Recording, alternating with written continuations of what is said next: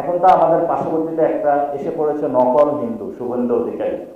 এই নকল হিন্দু এবং এই নকল বাঙালি, বাঙালি এবং ভারত উপমহাদেশের যে রাজনীতি রয়েছে, দীর্ঘদিন সম্প্রীতির রাজনীতি, এটার জন্য হুমকি। এই নকল হিন্দু তার শুধু ব্যবসা বুঝে কখনো মমতার দলে যায়, কখনো বিজেপির ছাতা ধরে। একটা সময়ে মোদী বিখ্যাত বক্তব্য দিয়েছিলেন যে শুভেন্দু অধিকারী হলো একটা ঘুষখোর, চোর, বাটপার, চিটার। উনি হলো তার দেখিয়েছিলেন, সে ঘুষ নিয়ে সরাসরি ধরা খেয়েছিল। আসামের যে মুখ্যমন্ত্রী হচ্ছে সেটাও একটা বাটপার টাইপের লোক, ঘুষ নিয়ে জনগণের সম্মুখে সরাসরি ধরা খেয়েছিল। তো এইসব নকল হিন্দু, নকল বাঙালি দক্ষিণ এশিয়াতে বাংলাদেশের বর্ডারে নতুন করে একটা দাঙ্গা লাগাতে চাই।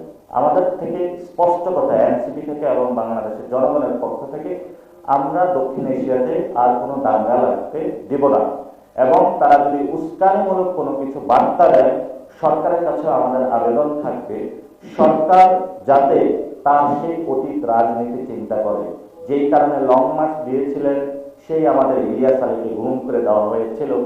সরকারের যারা সংসদ সদস্য আছেন এবং বিএনপির যারা রয়েছেন, তারা ইলিয়াস আলীর কাহিনী মনে করে এখন লং মার্চ করে চিন্তা করে না, ভারতের সামনে হলো বিড়ালের মতন ম্যাও ম্যাও তারা করে।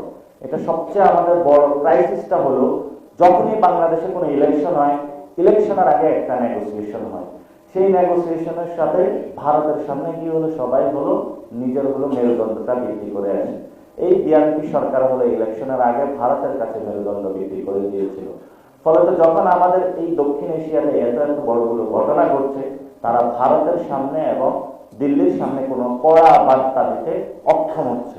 এই অক্ষমতার জায়গায় যদি তারা দেয়, তাহলে আমরা তাদেরকে বলবো তারা আসলে জাতীয়তাবাদী পলিটিক্সের আড়ালে ভুয়া জাতীয়তাবাদী। তারা কোনো জাতীয়তাবাদী ব্যক্তি এই ধরনের রাজনীতি কখনো মেনে